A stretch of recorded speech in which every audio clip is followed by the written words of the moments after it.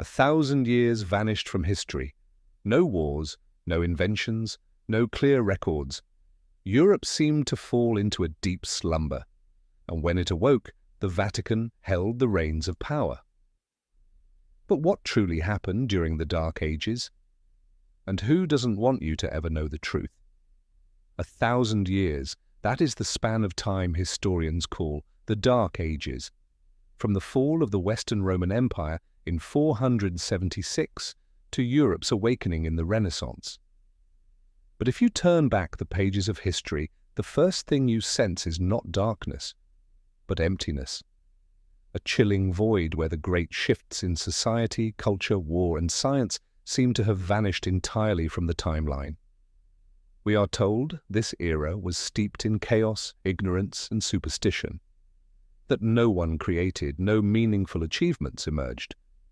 But have you ever asked yourself, how could that possibly happen? For nearly a millennium, on a continent that once gave birth to brilliant minds like Aristotle, Archimedes, and Cicero. And more importantly, who labeled it the Dark Ages in the first place? No one other than the Church, or more precisely, those who seized control of knowledge, books, and the collective memory of a fallen civilization. When Rome collapsed and the secular world crumbled, the Vatican, in its early form as the Christian Church, rose like the lone beacon still standing. But the light it cast, was it truly meant to illuminate the way, or simply to blind the eyes? Entire libraries, schools, and research centers of the ancient world were burned or cleansed in the name of faith. Thousands of manuscripts in Greek, secular Latin, and Coptic quietly disappeared from the map of knowledge. Only those texts painstakingly copied into doctrinal Latin, a language accessible only to specially trained monks, were allowed to survive. And those surviving texts were kept nowhere else but within the monasteries, churches, and ultimately, the Vatican's secret archives. No secular power remained strong enough to resist. No independent scholarly system existed to verify the truth. For hundreds of years, what Europeans knew of their past was only what the Vatican allowed them to know. So was the Dark Ages truly an era of human backwardness? Or was it a manufactured fog designed to conceal something deeper, something darker? Perhaps history was not lost, merely sealed away. And if that is the case, the question is no longer what happened, but who wants you to never know that it happened at all? Tonight, let's drift together with bedtime history into the flow of stories that have never been fully told, because perhaps within those forgotten fragments, we might just rediscover a piece of the truth about history, about the world, and about ourselves.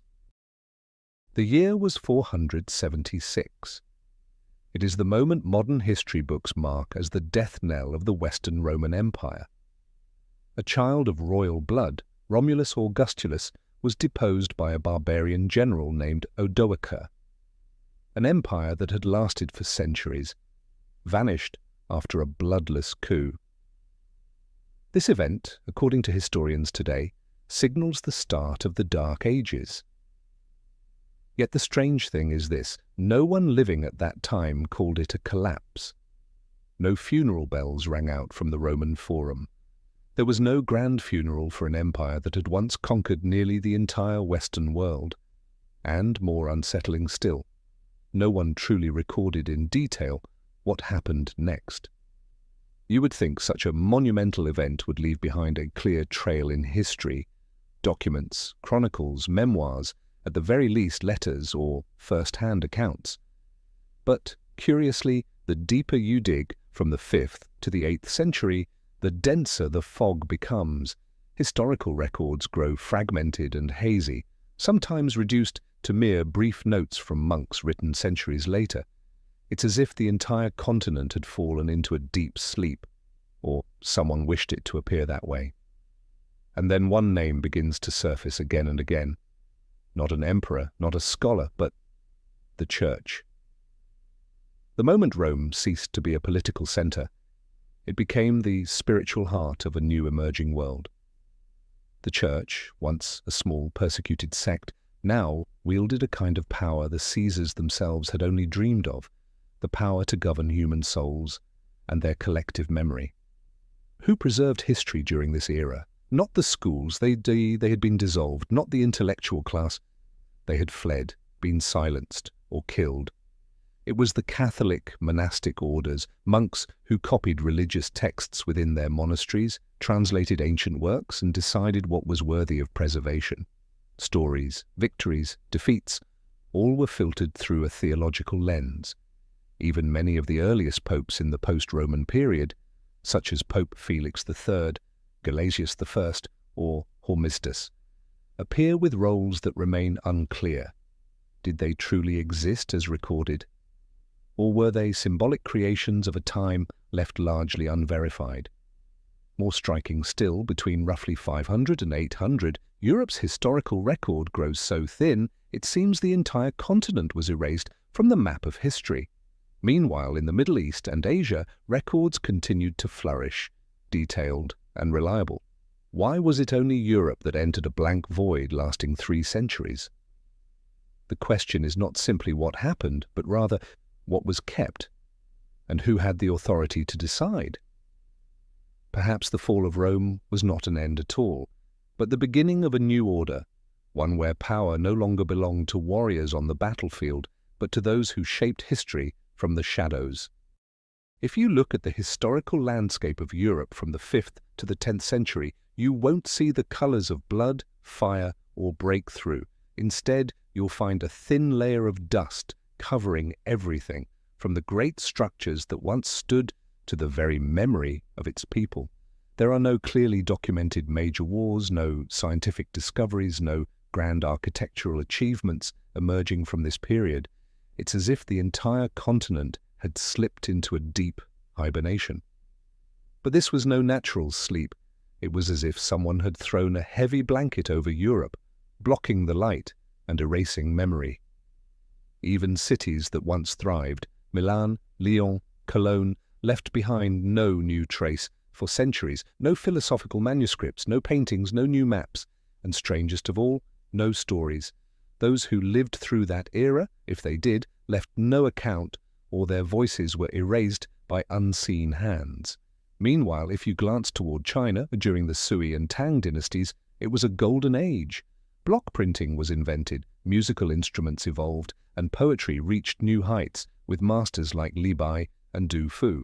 Further west in the Arab world, science flourished. The astronomer Al-Khwarizmi laid the foundations of algebra, the first public hospitals were established, and the Library of Baghdad held hundreds of thousands of ancient manuscripts. And Europe?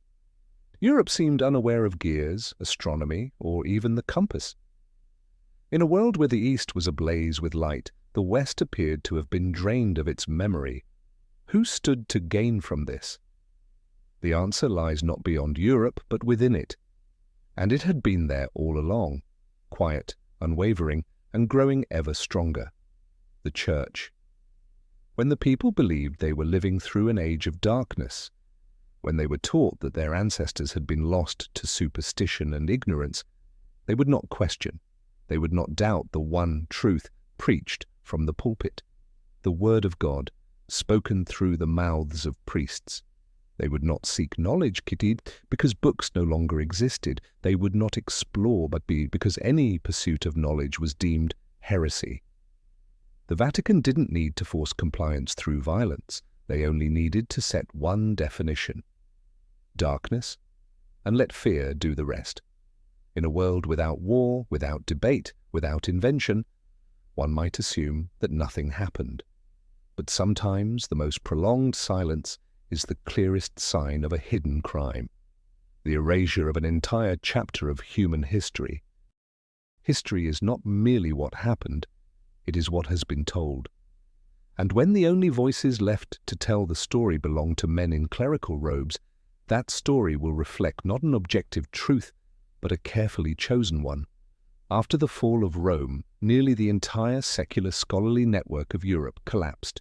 Public libraries were abandoned, secular schools closed their doors. Scholars, if they survived, either withdrew into isolation or bowed to the church in order to continue their work.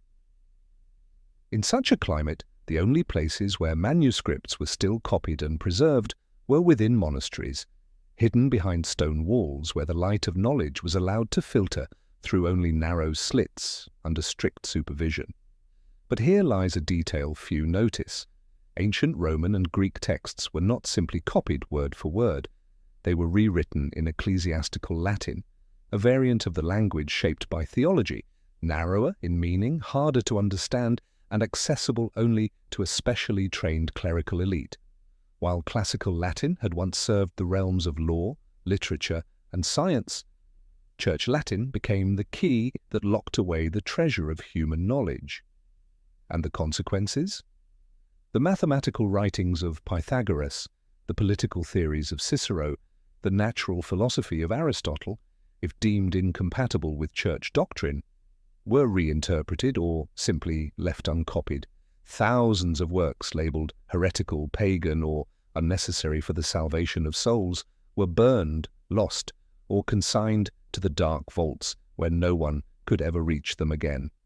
Thus began a new era, one in which knowledge was no longer a light to enlighten mankind, but a tool to control it. If someone wished to learn history, they had to go through a priest.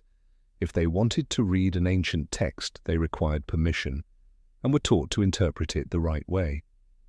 Independent verification vanished. Debate was forbidden. History became doctrine, and doctrine could not be challenged.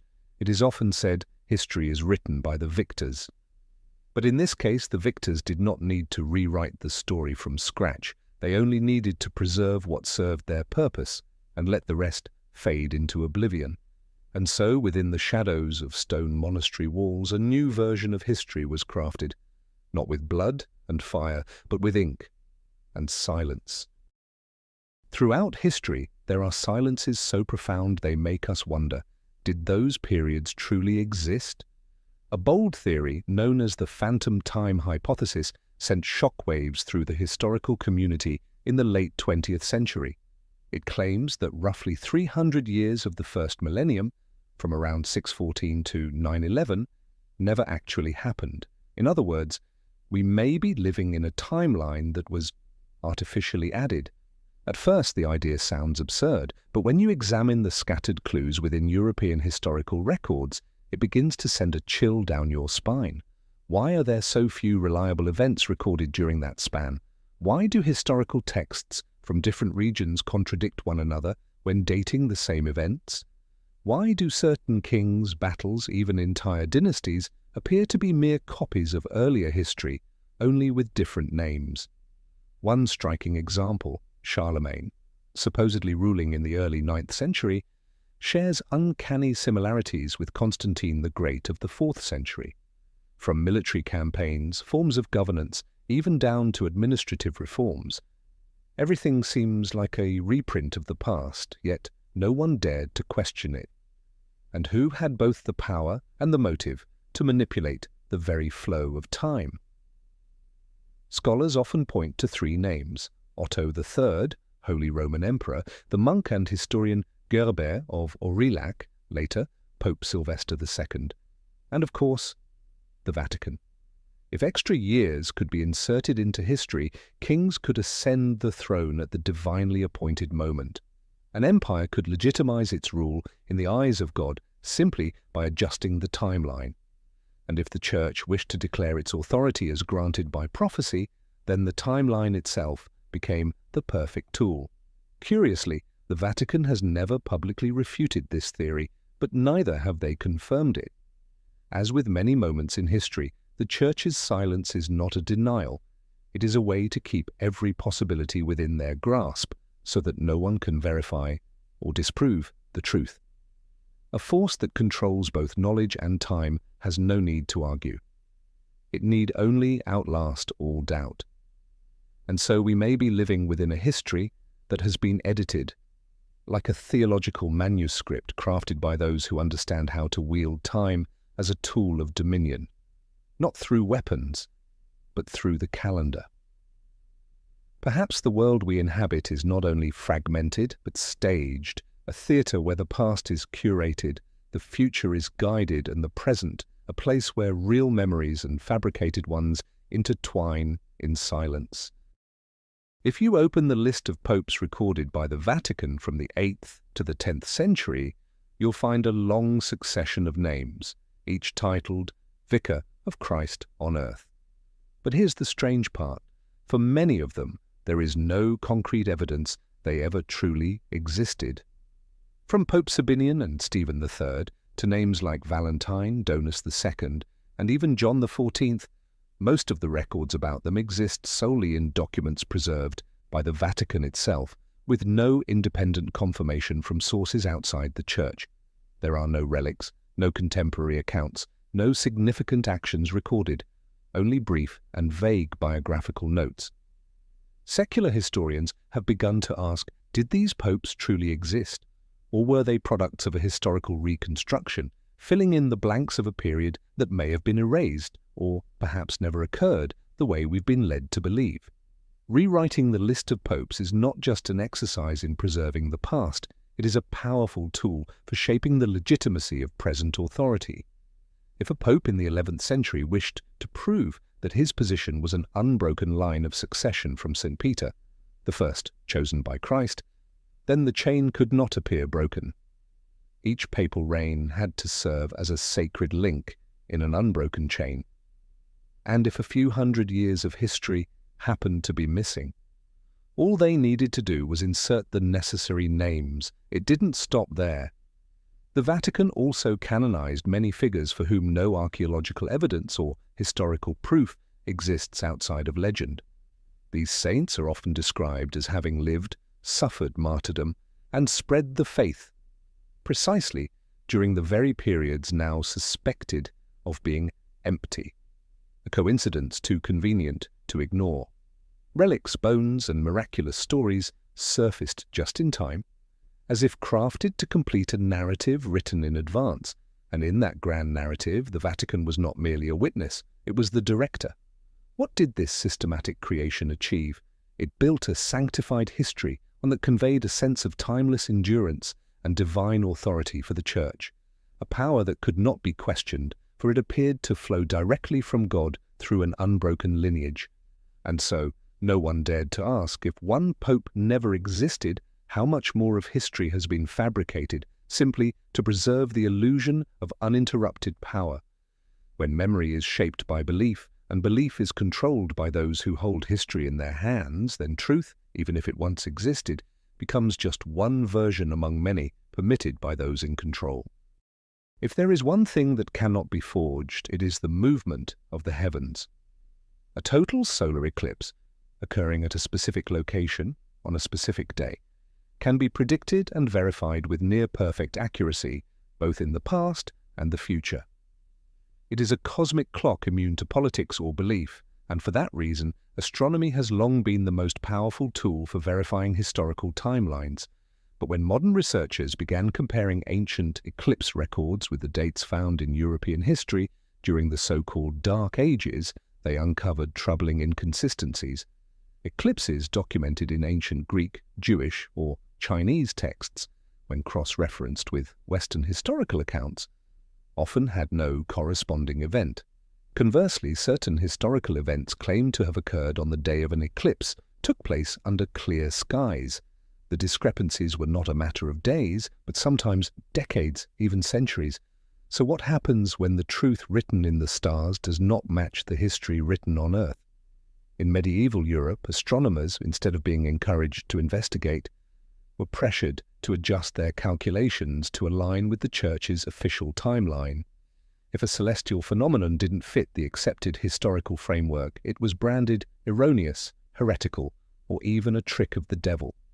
We often forget the Vatican once held sway over some of the most powerful astronomers in the world. The Vatican Observatory, the Spicola Vaticana, was formally established in the 16th century, but long before that the tracking of celestial movements was quietly conducted and recorded by members of the clergy. These records, never made public, formed a private database of time, space, and the shifting of history itself. Whoever controls astronomy controls the ability to redraw the timeline, and so the truth was bent to fit the religious history imposed by the Church. The sky did not lie, but men rewrote what the sky had to say. Today, modern algorithms allow us to reverse calculate astronomical events with precision down to the minute. And the gaps in European history grow harder to explain. Events once proclaimed as sacred, witnessed by the heavens with an eclipse, leave no actual trace in the sky. And the Vatican? They remain silent. Throughout the Middle Ages, those who dared to look to the stars and speak truths that conflicted with the Church's earthly narrative were silenced. Giordano Bruno was burned alive. Galileo was forced to recant, not because they were wrong, but because they had touched the forbidden, the true clock of the cosmos. Once humanity loses its ability to accurately know where it stands in the flow of time, memory becomes fertile ground for all manner of myth. And the Vatican, by controlling the light from the sky, shaped how the world would forever see the darkness. It is often said that for nearly a millennium after the fall of the Roman Empire, Europe was plunged into an intellectual darkness. People had no knowledge of how vast the world truly was, no understanding of what lay across the oceans, and certainly no accurate maps. But if that is true, where did the ancient maps, dating back centuries before the Renaissance, come from? The problem arises when certain maps don't match the level of knowledge we are told existed during the so-called Dark Ages. The most famous example, the Piri Reis map, drawn in 1513, yet it accurately depicts the coastline of South America, the west coast of Africa, and even a portion of Antarctica, as it would appear, free of ice. According to Piri Reis himself, this map was compiled from many ancient source maps, the origins of which remain unexplained to this day. How could a map, created before the full age of exploration, portray such accuracy? How did European cartographers possess data that, according to official history, their generation was not taught? And the most pressing question, where are those original source maps now? Archaeologists, historians, and independent researchers all point to one place, the Vatican's secret archives. Buried deep underground, behind layers of access restrictions and prohibitions, the Vatican holds one of the largest collections of ancient maps in the world. Yet less than 1% of this collection has ever been made public. The rest remains sealed, unsearchable, unverified, uncopied. And among those fragile sheets of parchment lie geographic traces that no one can explain through conventional logic. There are coastlines depicted long before official discovery of entire continents, islands that no longer exist, journeys mapped out that are absent from history books, yet align perfectly with modern satellite data. This raises a profound question. Was Europe truly as ignorant as we've been taught? Could there have been a class of scholars, clerics, and cartographers who knew far more, but were forbidden to speak of it, or simply replaced by a sanitized version of history? And if the Vatican holds these maps, what exactly are they protecting? The truth, power, or a version of the world that, if revealed, might topple the entire structure of history as we know it? A map, after all, is more than a tool of navigation. It is how humanity defines its place in the world. If you don't know where you are, you can be led anywhere. And for centuries, the Vatican has held that power, the power to redraw the world and then hide it. When the maps vanish, history ceases to be a journey and becomes a maze where you can only follow the paths chosen for you.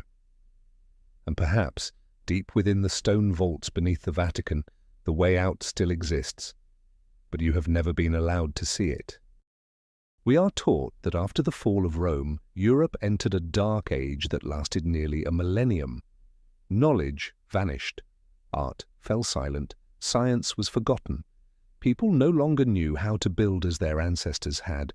They lost their understanding of the stars and even forgot how to operate the ancient water systems. A bewildered Europe wandering among the ruins of a fallen civilization. That is the image imprinted on generations of minds. But what if that image was a carefully constructed illusion? Scattered across Europe are pieces of evidence that raise troubling questions.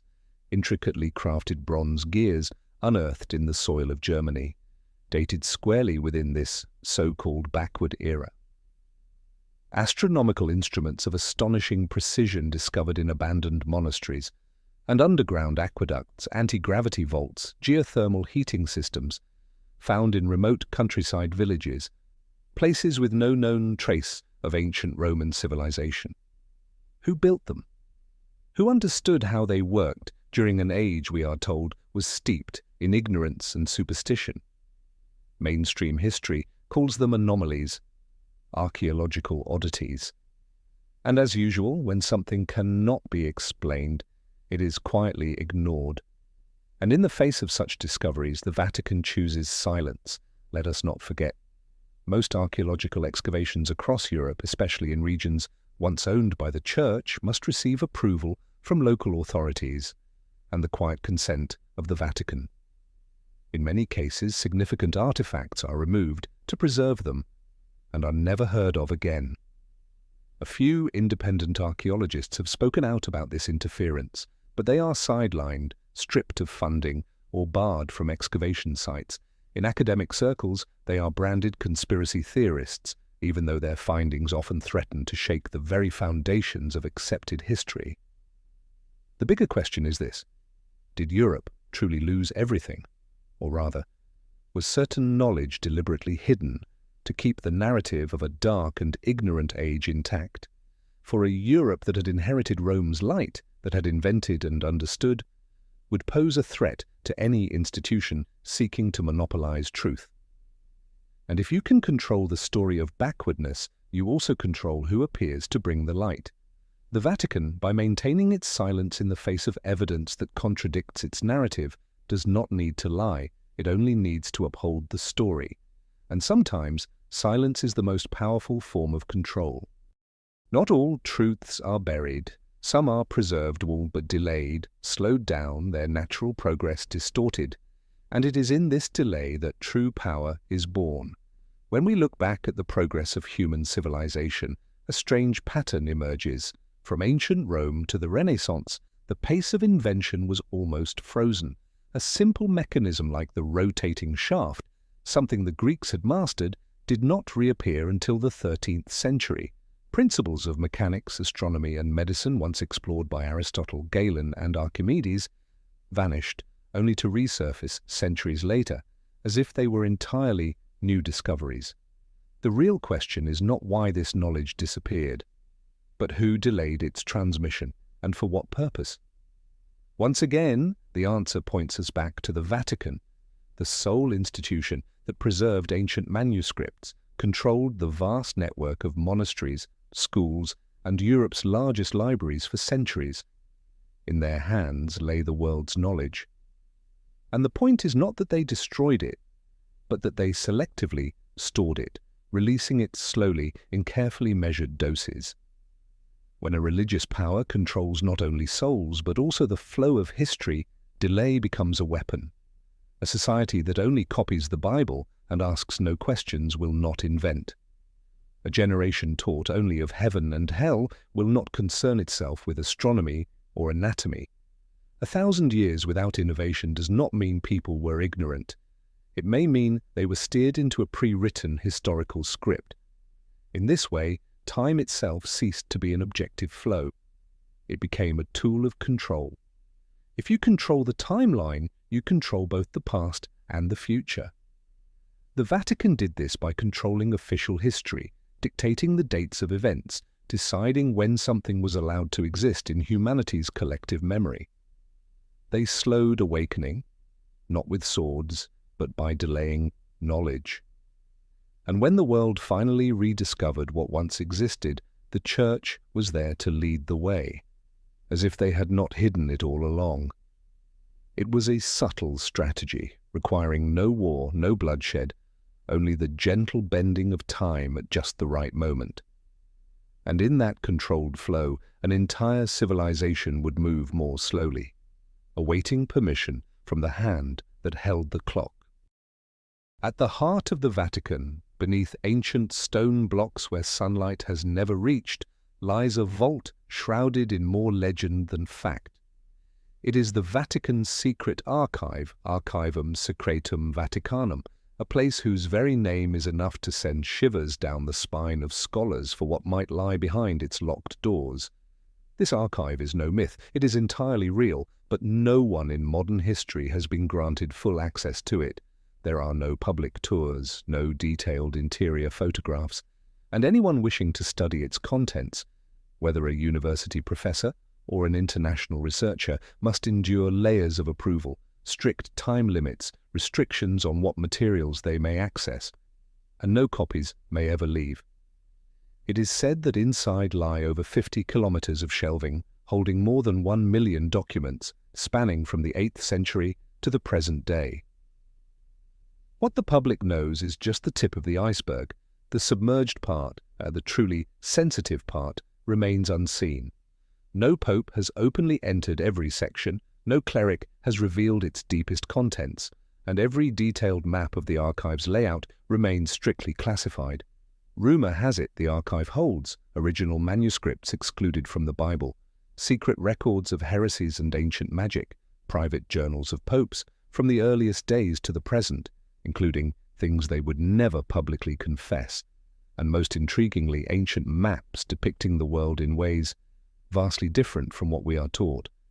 Yet what makes the Vatican's secret archive so unique is not the volume of documents, but the way they are withheld. Centuries ago, the Vatican defined the word secretum not as secret in the modern sense, but as private. It was a clever linguistic shield. We are not hiding, we are simply keeping it private. But if what you are keeping private includes the truth about human history, is it still just an archive? No one knows exactly what is concealed within. But everyone knows this: if there is any place on earth capable of guarding the missing pieces of history, it is this one. Not because of its depth, but because of the absolute silence that surrounds it. And when a religious institution holds a library where even kings, professors, and scholars cannot freely enter, then perhaps true power does not rest upon a throne, but upon a shelf no one has yet been allowed to fully read.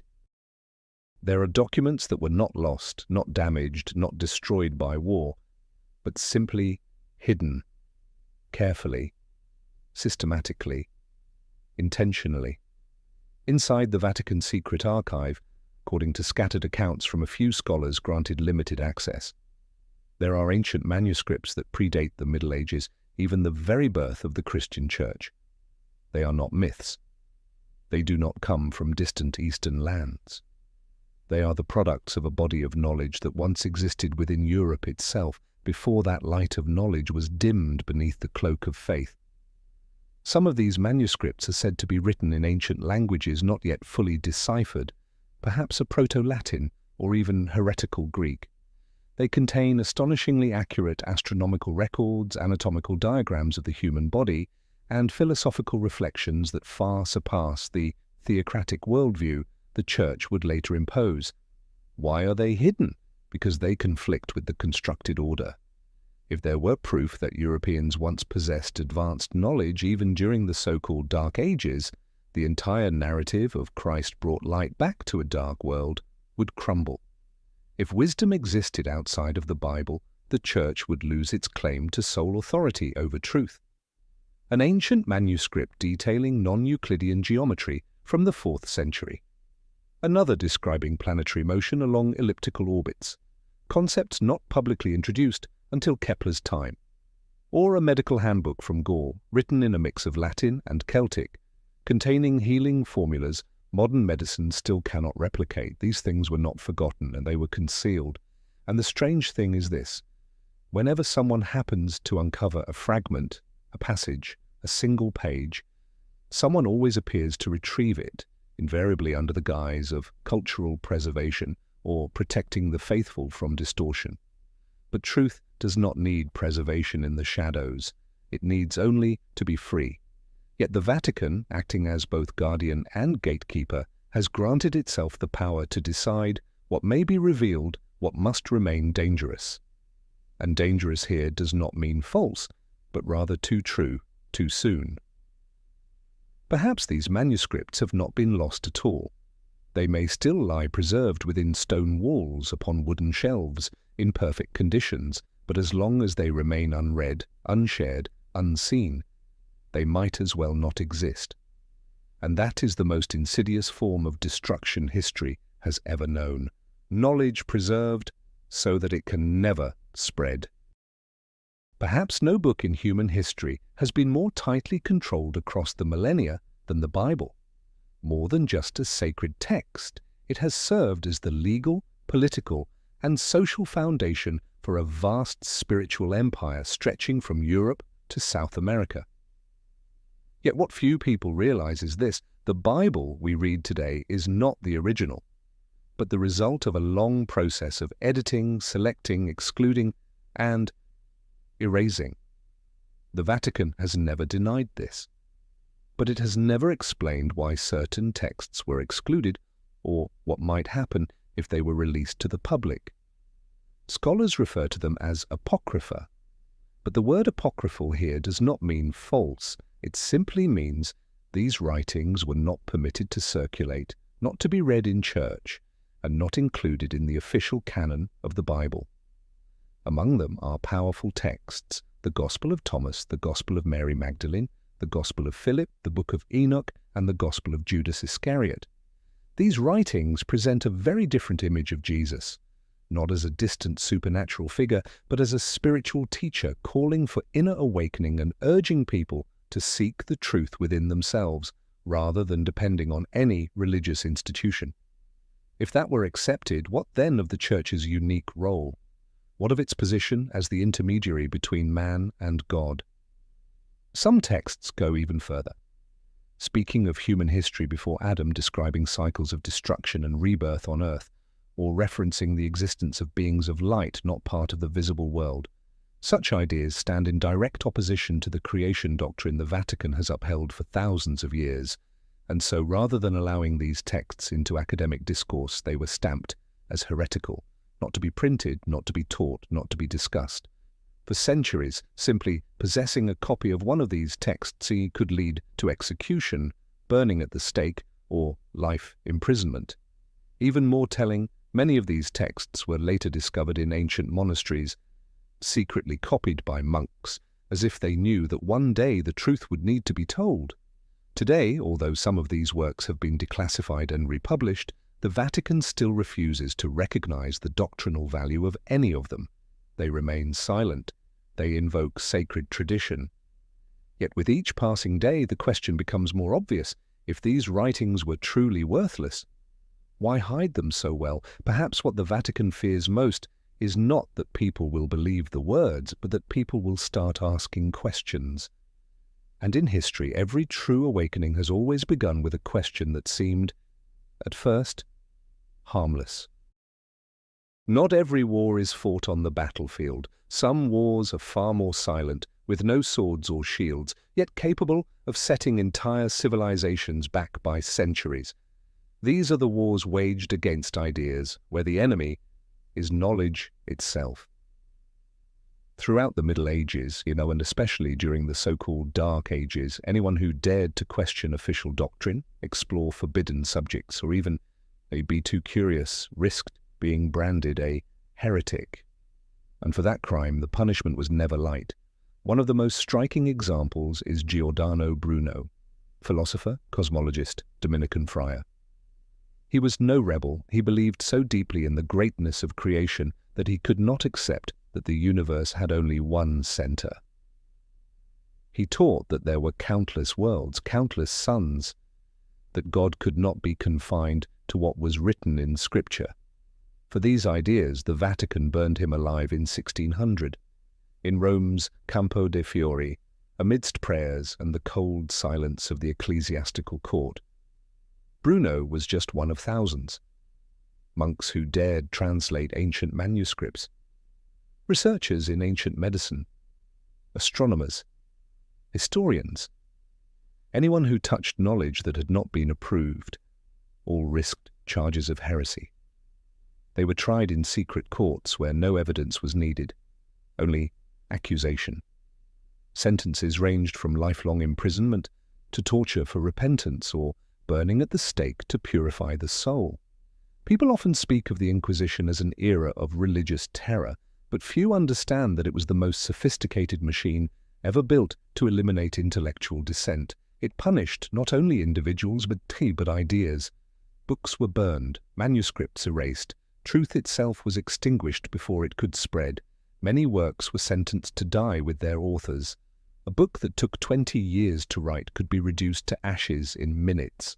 More terrifying still, the long silence that followed made future generations believe those works had never existed at all.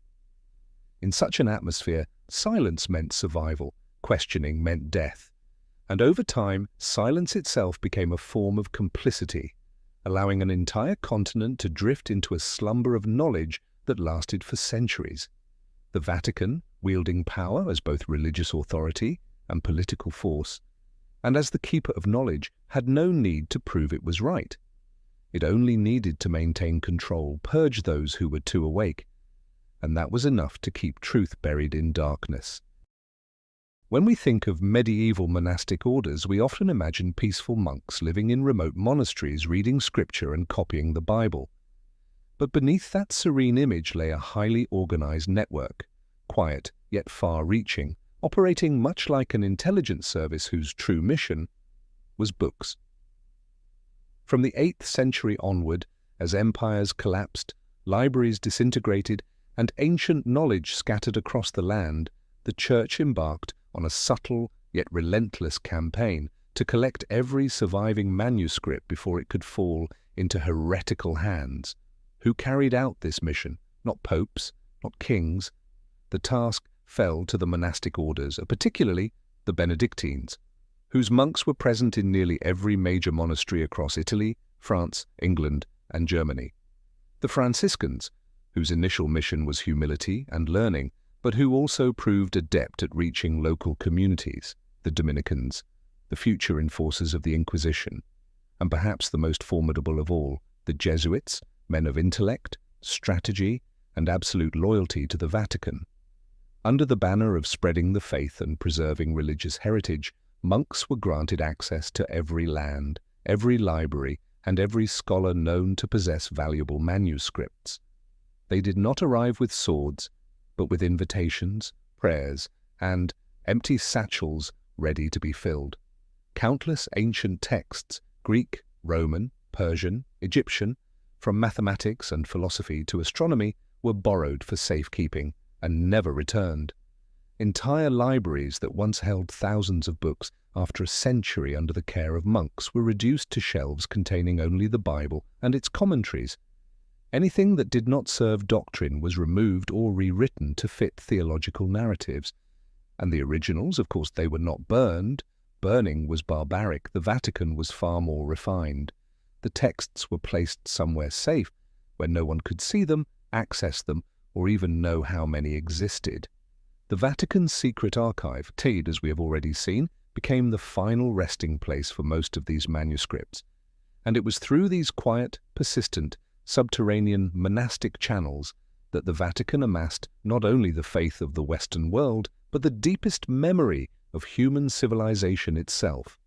For centuries, these monks were more than clerics. They were archivists, censors, and erasers of history, professionals at it. There was no need to destroy. Possession alone was enough. There was no need to argue. Silence sufficed. And as the ancient light of knowledge was hidden behind stone walls, people began to believe the world around them was truly dark, because the light had been gathered into a single lamp, held by those who would allow it to shine only when they deemed it fit. When the light of knowledge is gathered into a single place, and all others are forced to live in darkness, the inevitable happens. Some will find a way to keep the light for themselves. Not everyone bowed their heads.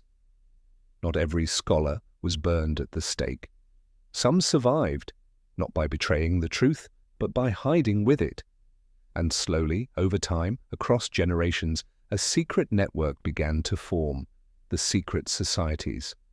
There is no official record pinpointing when these societies first emerged, but from the 11th to the 14th centuries, their traces began to appear, strange symbols etched into churches, mysterious carvings in crypts, architectural works of remarkable sophistication that contained knowledge well beyond their era. Among them, the most prominent, Freemasons. Originally master builders, they evolved into a closed intellectual community, rich with codes, rituals, and an intricate hierarchy. They constructed Europe's greatest cathedrals, yet adorned them with symbols unrelated to Christianity: the sun, the moon, the eye, spirals, mathematical ratios.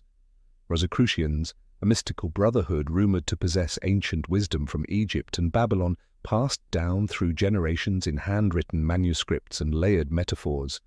Alchemists, branded by the church as sorcerers, but in truth chemists, philosophers, and astronomers seeking truths beyond the boundaries of sanctioned faith. These societies shared a common thread. They did not deny religion, but neither did they submit to it. They believed there existed a primordial stream of knowledge, deeper, older, and truer, which predated the religious institutions that later sought to redefine reality. And most crucially, they suspected that the Vatican had seized much of that knowledge and buried it behind stone walls. This is why many Masonic symbols can be read as underground maps, a way to pass on truth through imagery during times when spoken words could lead one to the stake. Geometric designs, symbols like the letter G, God, geometry, gnosis, or the compass and square, all encoded ancient wisdom understood only by those who were initiated. The secret societies did not openly confront the Vatican, but in the shadows they served as a counterbalance. They did not seek to overthrow religious authority, only to ensure that the flame of knowledge was not extinguished.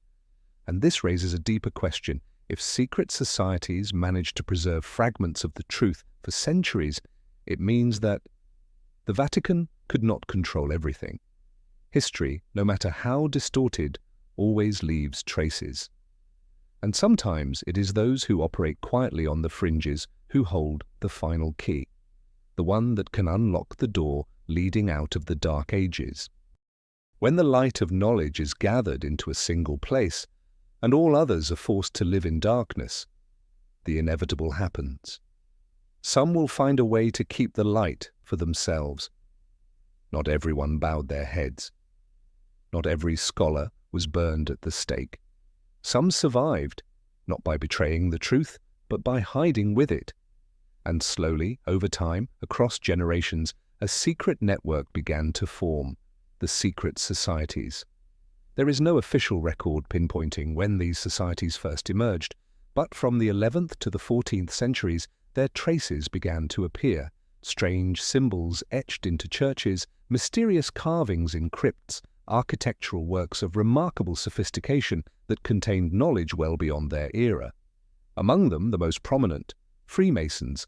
Originally master builders, they evolved into a closed intellectual community, rich with codes, rituals, and an intricate hierarchy. They constructed Europe's greatest cathedrals, yet adorned them with symbols unrelated to Christianity: the sun, the moon, the eye, spirals, mathematical ratios. Rosicrucians, a mystical brotherhood rumored to possess ancient wisdom from Egypt and Babylon, passed down through generations in handwritten manuscripts and layered metaphors. Alchemists, branded by the church as sorcerers, but in truth chemists, philosophers, and astronomers seeking truths beyond the boundaries of sanctioned faith. These societies shared a common thread. They did not deny religion, but neither did they submit to it. They believed there existed a primordial stream of knowledge, deeper, older, and truer, which predated the religious institutions that later sought to redefine reality. And most crucially, they suspected that the Vatican had seized much of that knowledge and buried it behind stone walls.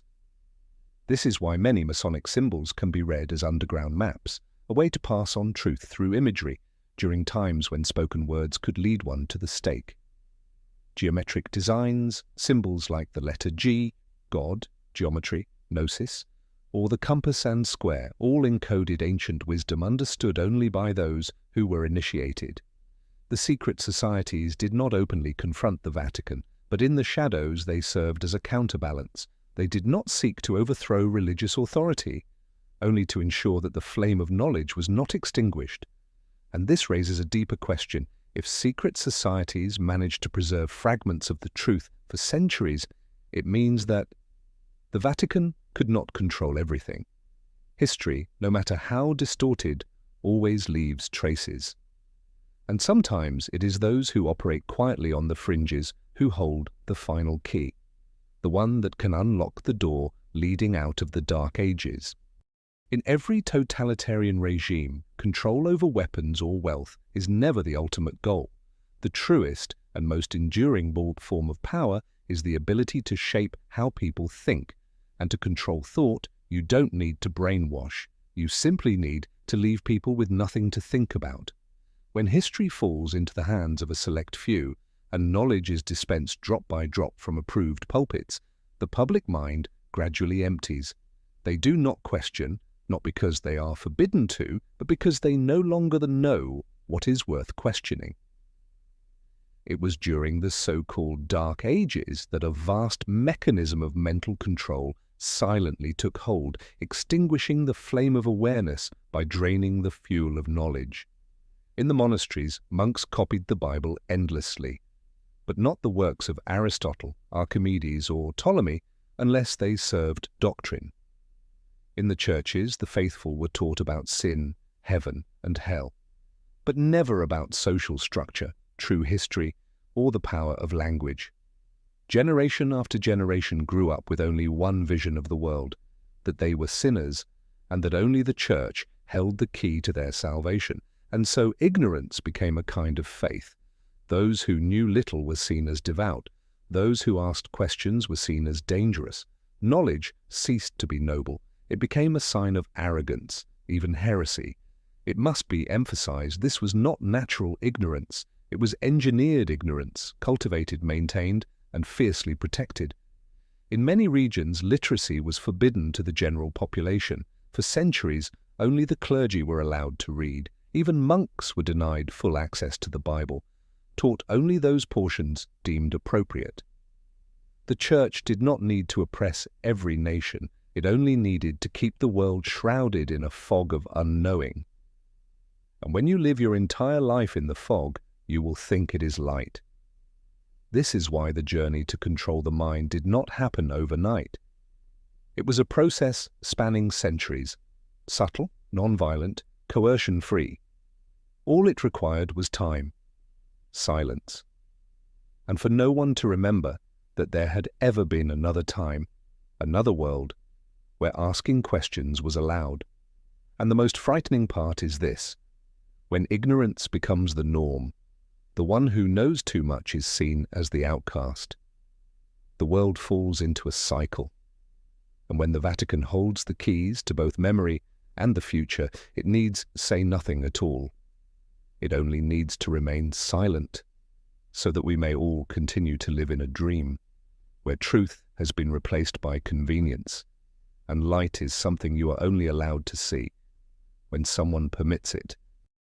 It is a bitter irony. While science is born from curiosity, from the desire to understand the universe, life, and ourselves, during the era known as the Dark Ages, that very curiosity became a sin that could not be forgiven. Not because science was wrong, but because it was right. When Galileo Galilei peered through his crude telescope and declared that the Earth revolved around the Sun, he was not merely making a scientific statement. He was shattering an entire worldview, one carefully constructed over centuries. Where mankind was taught it was the center of the universe, created by God and governed by divine will. A worldview the Vatican had sealed with faith, scripture, and authority. For that declaration, Galileo was put on trial, and he was forced to recant the truth before the Inquisition, not because it was false, but because it threatened the system of control. He survived Autiste, but spent the rest of his life under house arrest, not because he was a rebel, but because he dared to look to the sky and speak what he saw. But Galileo was not the first. Before him came Roger Bacon, the 13th century English scientist imprisoned by the Franciscans for pioneering ideas in optics and experimentation. There was Michael Servetus, burned alive for challenging certain doctrines and proposing the theory of blood circulation.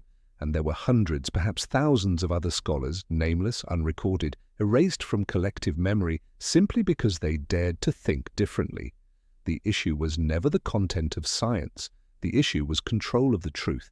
When the Vatican declared that all truth must pass through the gate of doctrine, any theory that did not fit was forbidden to exist, no matter how correct it might be.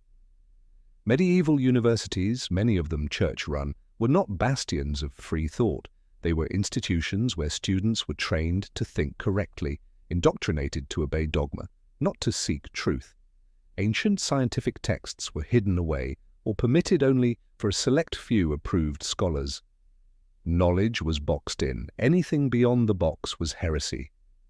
Even more frightening was the collective fear that emerged. People stopped thinking, not out of ignorance, but out of fear that a single wrong thought could lead them to the flames. And so science became a stranger in the very lands that had once given it birth. It was not until centuries later, with the intellectual revolutions of the Renaissance and the Enlightenment, that humanity began to shake off the invisible chains that had forced it to bow before the darkness. But by then, how many years had been lost? How many inventions had been stifled? How many truths were killed before they could be born? And the most haunting question of all, how many truths still lie hidden in the vaults, where no light has yet been allowed to shine? Imagine an age where people knew how to build complex irrigation systems, design structures far ahead of their time, and calculate the movement of the stars with astonishing precision, and then all of it suddenly vanished from the timeline. Not because of war, not because of natural disaster, but because it didn't fit the story those in power wanted to tell. For nearly a millennium, from the fall of the Roman Empire to the dawn of the Renaissance, Europe is said to have fallen into a deep slumber, an era with no major inventions, no grand constructions, no meaningful scientific progress, a period of history that seems to have been placed on pause. Yet curiously, other civilizations did not sleep. During that same time, China invented the printing press, the compass, and gunpowder. The Islamic world performed surgical procedures, advanced optics, and translated the entire treasury of ancient Greek knowledge into Arabic. India made breakthroughs in mathematics, astronomy, and traditional medicine. Only Europe, under the Church's control, seemed to know nothing. In truth, it wasn't that Europe lacked creativity. It was that periods of creativity were deliberately erased from collective memory. Inventors, thinkers, architects, they may have existed, may have left their mark, but their work was never acknowledged, never passed on, or worse, replaced with tales of miracles. If a grand structure was built that exceeded the techniques of the era, no one sought the engineer. They sought a relic. They claimed a saint had touched the stone, and the cathedral rose overnight. Machines were called gifts from God. Unusual knowledge was attributed to divine revelation, and so miracles became the answer for everything that was not allowed to have an answer. That narrative was not harmless. It stripped away belief in human potential. It smothered the desire to question. And it left future generations too afraid to ask, if not a miracle, then what? Who truly created these works? What did they know? And why was it never taught again? In ancient maps, in documents hidden deep within the Vatican secret archive, many scholars believe there is evidence of these broken periods of creativity, strange notations of unknown origin, blueprints beyond the capabilities of the time, notes no one dares to translate. But when miracle is used as the excuse, every question becomes an insult to faith. And so, brick by brick, knowledge was replaced by the fog of dogma. No one remembers the creators, but everyone remembers the miracle. And in that collective forgetting, power was reinforced. You don't need chains if children grow up in a prison they believe is a school. You don't need force if you can control collective memory, starting with textbooks. For centuries, education was not a tool for enlightenment. It was an extension of power, especially in medieval Europe, where the Vatican controlled the entire school system, from lesson content to teaching methods. From the first letter, a child learned to the concepts they were never allowed to encounter. A child born into that world would be taught that the earth was the center of the universe, that mankind was created in 6 days, that all knowledge lay within the Bible. And if anything contradicted those sacred words, the fault was not with the text, but with the child. From a very young age, children were taught to believe before they understood, to memorize before they questioned. Critical thinking wasn't merely discouraged, it was considered sinful, because in that system faith was supreme and obedience was the highest virtue. What children weren't taught was even more alarming than what they were. They weren't taught about other civilizations. They weren't taught about Greek science, Islamic medicine, or Chinese inventions. They weren't taught that humans could build their own future. Instead, they were taught all knowledge comes from God, and through one authorized intermediary, the Church.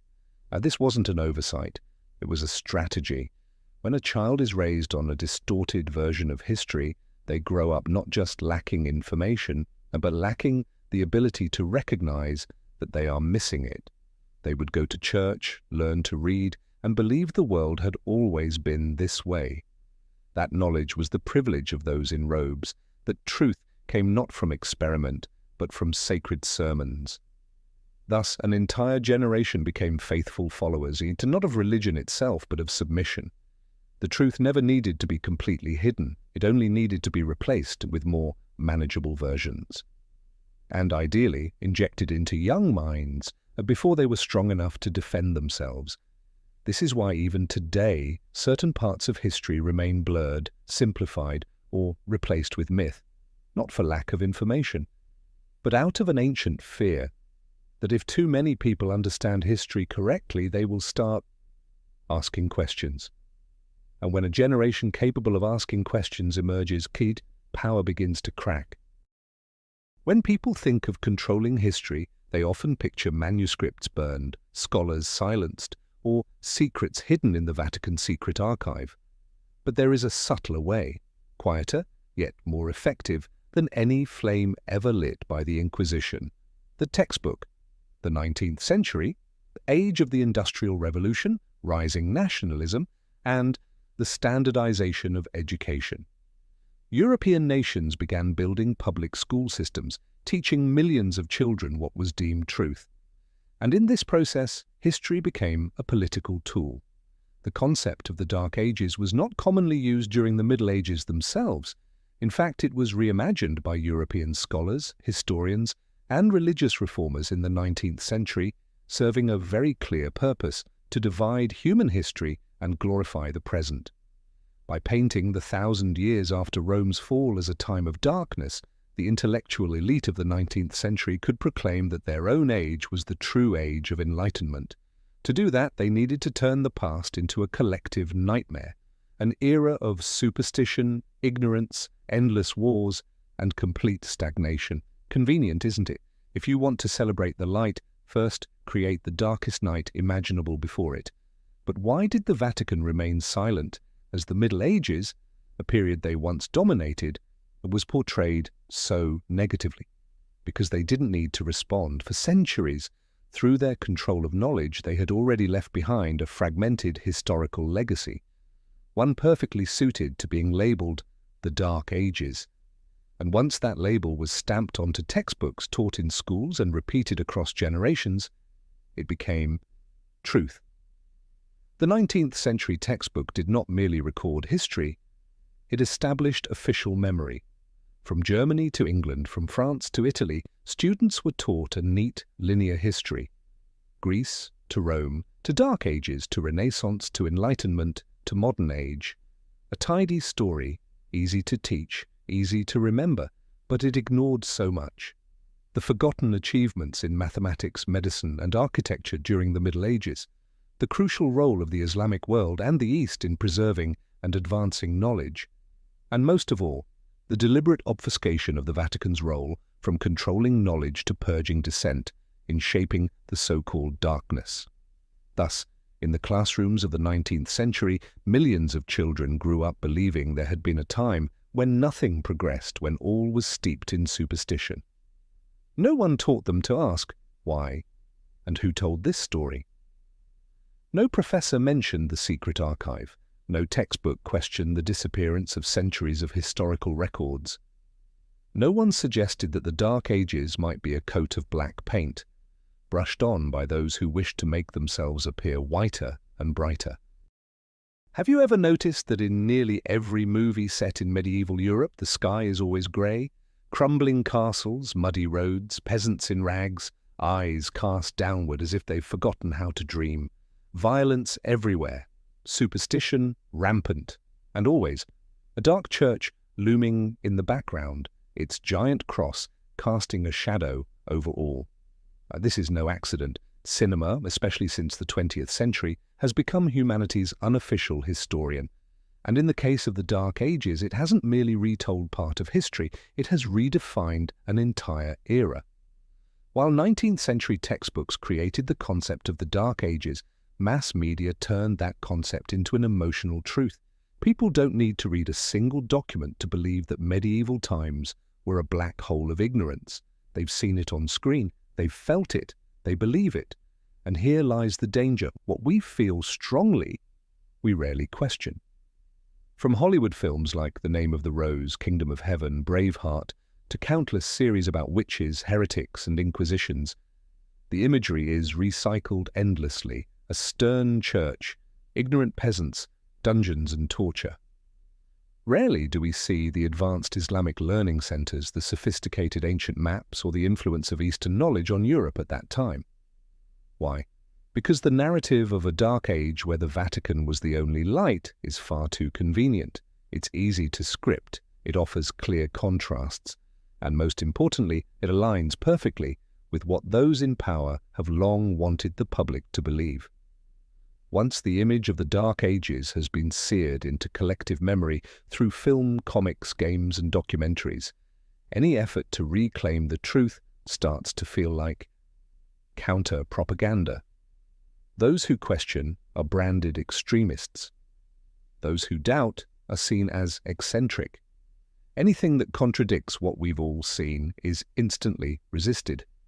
The reality is this: during the so-called Dark Ages, there were quiet advances in agricultural techniques, mathematics, Romanesque and Gothic architecture, and schools of logical thought within monasteries. But such details rarely make it to the screen. And the Vatican? It remains there, sometimes criticized in dark portrayals, yet simultaneously maintained as the sole beacon of knowledge in a supposedly ignorant world. A strange, but useful, contradiction. So when a child grows up learning from standardized textbooks while consuming hundreds of hours of media built around the same narrative, at some point history stops being a question and becomes a completed picture, a picture painted by directors, screenwriters, and the sponsors behind the camera, not by those who actually lived through the era. And thus the truth does not die in the dark, it dies beneath the spotlight. When an institution claims to be the center of truth, the first thing the world is entitled to ask is this: let us see everything you know, but with the Vatican. That has never happened. For centuries, the Church has confiscated, censored, and banned thousands of texts, from ancient manuscripts and scientific records to historical documents and writings from older belief systems. Many of these works were placed on the Index Librorum Prohibitorum, the Index of Forbidden Books, an official list that existed from 1559 until 1966. Even though that list was eventually abolished, reality remains unchanged. The banned works were never re-released to the public. The question is, why? If those texts were truly in error, let modern scholars critique them. If they are harmless, why hide them? And if they simply contain differing, but not dangerous, perspectives, wouldn't an enlightened civilization welcome intellectual diversity? But the Vatican has chosen a different path. At the heart of Vatican City lies a place where even the most seasoned researchers cannot roam freely: the Archivum Secretum Apostolicum Vaticanum, the Vatican's secret archive. Though the word secretum originally meant private, in practice it means sealed. Only a tiny number of scholars are granted access. Each must request specific documents, one at a time, no photography allowed, no copying at will, and any material that contradicts church doctrine is kept in the deepest vaults, where only the chosen few may ever tread. So, what is being hidden? Some scholars believe there are documents that reveal periods of human advancement erased from the official timeline. There is proof of the true influence of pagan, Arab, and Eastern knowledge on early Christian philosophy. And perhaps, there are writings that show many revealed truths were, in fact, editorial decisions. The refusal to release these works is not forgetfulness, or it is strategy. Because once those ancient texts see daylight, the entire historical narrative will have to be rewritten, not just about the Dark Ages, but about the Vatican's true role in creating the very shadows that define that era. We cannot know for certain what is still locked away. But silence, stretched across centuries, is itself a sign that something needs to stay hidden. No one burns books in the digital age. But if the books are sealed away in a vault with no key, how is that any different than if they never existed at all? And in the absence of truth, the official story continues, taught in classrooms, shown in films, retold by tour guides at St. Peter's Basilica, where the light shines so brightly, no one stops to notice the darkness beneath. Modern history often tells us that humanity fell into darkness after the fall of Rome, and then, nearly a millennium later, awakened in the brilliant light of the Renaissance, an age where Leonardo da Vinci redrew the dream of flight, where Copernicus shifted the universe, where Michelangelo carved the essence of humanity in stone and genius. Sounds like a fairy tale, doesn't it? But if we take a step back and ask, where did the Renaissance truly begin? And why, after 1,000 years of silence, did human creativity suddenly erupt in such dazzling form? The popular answer is they rediscovered ancient Greek and Roman civilization. But something about that doesn't quite add up. First, why did this knowledge vanish for an entire millennium, only to be accidentally rediscovered? Second, how did certain individuals, in a society still socially underdeveloped, reach such astonishing depths of thought, technique, and artistry, almost otherworldly? And third, these ancient sources they found, where did they come from? Who safeguarded them for 1,000 years, and why did they surface precisely when they were needed? Once again, the path leads back to the Vatican. Many records suggest that Catholic monastic orders, particularly the Benedictines and later the Jesuits, had long collected, copied, and preserved countless ancient manuscripts throughout the Middle Ages, not to be published, but to be stored. Then, in the 15th and 16th centuries, at a moment when the Church faced a crisis of image and authority, parts of this knowledge were quietly released, branded as rediscovered, and history recorded the moment as the Renaissance. Thus, humanity did not step forward, it turned back into a room from which it had once been exiled. What had been locked away was now selectively reopened, and the narrative of history was artfully repainted. The great painters, astronomers, anatomists, became icons of a new enlightenment. But how many of them had access to forbidden, church-held materials? How many had to collaborate closely with the clergy to avoid falling into the trap of heresy? The Renaissance was not an explosion born from the stones of the earth. It was more like a carefully staged performance, where discoveries were released in waves, ideas were kept within acceptable bounds, and light was allowed only where the path had been cleared. And if what the Renaissance delivered had in fact already existed, even flourished, during the so-called Dark Ages, then the entire historical timeline deserves to be re-examined. Perhaps we never truly lost knowledge. It was simply hidden by those in power, only to be returned at a time most convenient for their own shining moment. That light, brilliant but controlled, did not come from a new dawn. It came from a lamp lit within a darkness they themselves had created. Truth doesn't need to shout, it doesn't need to be repeated 1,000 times. In fact, it is often the things repeated too often, too perfectly, too by the book, that should raise suspicion. From our earliest years, we are taught that history flows naturally. Rome falls, the world enters a dark age, then humanity awakens through the Renaissance, the Enlightenment, and into the modern era. Each period is named, dated, and narrated by certified historians. Everything seems logical, clear, unquestionable, and that is precisely the problem, because real history is never that smooth. Real history is messy and full of contradictions, gaps, and fractured truths. Yet what we learn is strangely seamless, and if you dig deep enough, you'll find there are holes that defy explanation, facts that don't align, truths without evidence.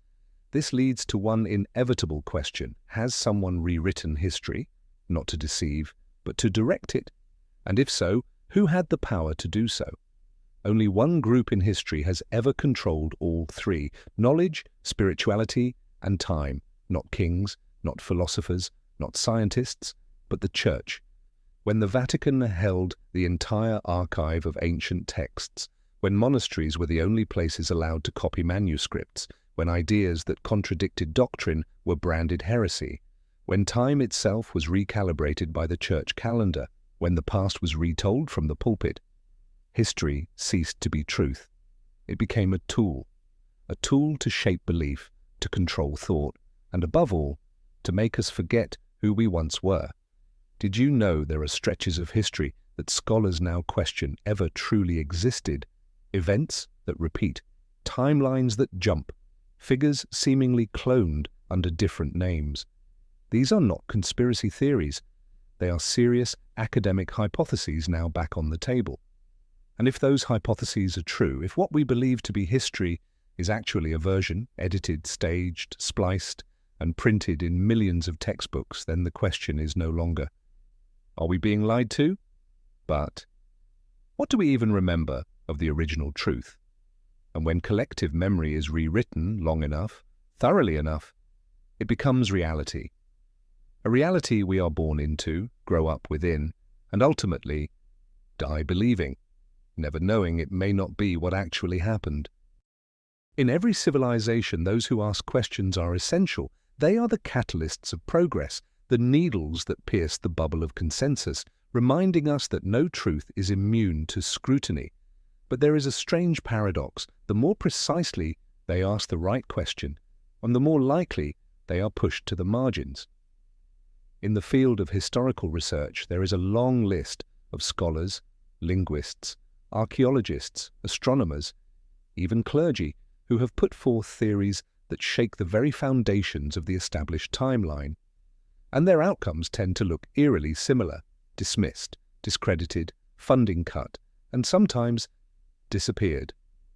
Some are labeled eccentrics, conspiracy theorists. Some abruptly resign without explanation. Some vanish during archaeological expeditions. Some take their own lives just as they are about to reveal earth-shattering findings. What do they all have in common? They touched something the Vatican is not yet ready for the world to know. Remember, it is rarely the Vatican itself that acts directly. They don't need to. There is an entire system cultivated over centuries: academia, research foundations, publishing houses, media, ready to silence any voice that strays too far. And even stranger, dissenting studies about gaps in the historical timeline, anomalies in ancient calendars, illogical maps, pre-Christian texts, almost never appear in mainstream academic journals, not because they are wrong, but because they do not fit within the carefully constructed historical framework. There are independent researchers who argued that the Dark Ages were merely a layer of darkness painted over a period of remarkable advancement. Some have shown that many historical figures were name-cloned to fill in fabricated stretches of time. Others claim that the Vatican influenced the entire dating system through the adoption of the Julian and later Gregorian calendars, tools that appear scientific but conceal political choices. They do not last long in the field. This is no coincidence. It is an unspoken rule within academia. If you touch the forbidden, you will have no place, even if you are right. And that fear spreads like an invisible disease. Those who remain, who know very well what happens to those who go too far, learn to stay silent, learn to bow their heads, learn to write within standards, until one day censorship is no longer needed, because no one dares to write otherwise. For over a millennium, the Vatican has stood tall at the heart of Europe, an untouchable symbol of power, a place where heads of state still kneel, a religious center whose influence transcends borders, regimes, and centuries. But the closer you approach that grandeur, the more you sense that something is being concealed, not behind darkness, but behind a light that is blindingly bright. On the surface, the Vatican presents itself as a spiritual leader, a beacon of compassion, a guardian of ancient moral values, yet at the same time, this very institution controls the world's largest archive, with millions of documents never released to the public, burned thousands of manuscripts and books deemed heretical, imposed the historical timeline through calendar reforms, crafted the image of the Dark Ages while controlling the only sanctioned source of light, remained silent in the face of archaeological, astronomical, and cultural evidence that contradicts established doctrine, and protects its religious power structure by controlling collective historical memory. This raises the question, is that the role of a spiritual leader or of a gatekeeper of knowledge? Perhaps the Vatican once had its reasons. Perhaps they believed humanity wasn't ready for the full truth. That social order required stability, not chaos born from conflicting narratives. That faith was more valuable than facts. But faith cannot survive without the freedom to choose, and knowledge cannot be preserved by hiding it, because if the Vatican truly holds the light, that light should not be locked away beneath cold stone vaults. If they are true guardians of truth, the truth should be shared, not censored. And if the truths the Vatican holds have the potential to reshape human history, then silence is no longer a virtue, it is a sin. No one denies the spiritual role the Vatican has played, but no one should deny this either. When an institution holds vast knowledge in secrecy, it ceases to merely guide. It becomes the gatekeeper, deciding who may enter the past. And when the past is locked away, the future becomes nothing more than a carefully edited version of what they want you to believe. History is often compared to a river. But what happens if someone redirected that river long ago and we never knew? One of the most controversial theories of modern times, yet increasingly discussed in independent historical circles, is the phantom time hypothesis. This hypothesis suggests that a large portion of medieval European history was inserted, specifically that nearly 297 years never actually happened, including much of what we call the Dark Ages. And if this is true, then the current year is not 2025, but perhaps only 1725. Sounds impossible? Let's examine the arguments. First, there is very little solid archaeological evidence, written records, or verified artifacts for many events supposedly occurring between the years 600 and 900. Much of this period's history relies entirely on records written or rewritten by the Church. Second, astronomical events, eclipses, comets, planetary cycles, don't align with medieval timelines. When modern astronomers cross-reference these events using simulation software, they find discrepancies of hundreds of years in some cases. Third, historical figures appear strangely similar, showing up under different names across nearby dynasties, yet with nearly identical descriptions, behaviors, and roles. Is this coincidence, or an attempt to fill in artificially created time? Fourth, and perhaps most important, who benefits from adding nearly 300 phantom years to the timeline? The answer, once again, leads us back to a familiar place, the Vatican. By shaping the timeline, the Church not only gave its power structure the illusion of ancient longevity, it also created a safe distance between the fall of Rome and the modern era. If people believe they have emerged from a millennium of darkness, they are less likely to question the narrative. Some ancient texts even used the Anno Mundi calendar, counting from the creation of the world, and the Byzantine calendar, both of which mark time differently than today's system. The later switch to the Gregorian calendar caused even more chaos in dating events. So who can be absolutely certain that our current year count is correct? If the full truth buried for centuries were revealed, the year 2025 might shrink by several hundred years, not in terms of technology or societal progress, but in the accuracy of our timeline. Now imagine, we live in a modern world with AI, space exploration, yet our very timeline may be flawed at its foundation.